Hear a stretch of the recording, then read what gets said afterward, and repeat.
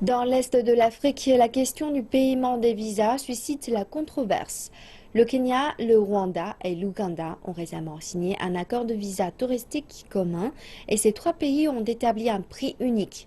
Alors que l'Ouganda applique déjà cette mesure, les deux autres pays ne l'ont pas encore fait. Le tourisme a toujours été important pour l'Est africain.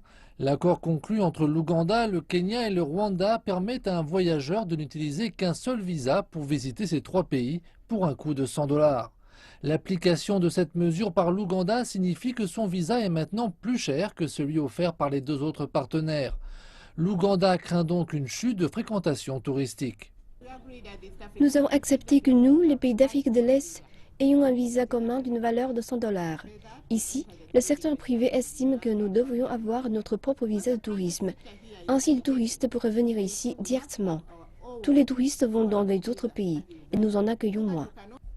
Depuis l'an dernier, le secteur touristique ougandais est en difficulté.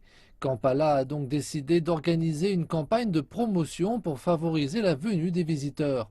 L'Ouganda espérait que le visa touristique unique apporte un nouveau souffle, mais les professionnels du secteur estiment que davantage doit être fait.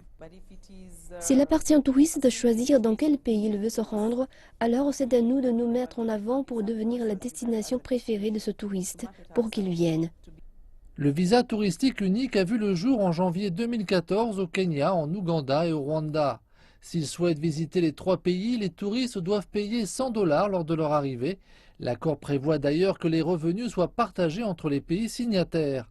À ce jour, nul ne connaît la date à laquelle le Kenya et le Rwanda appliqueront leur système de visa unique.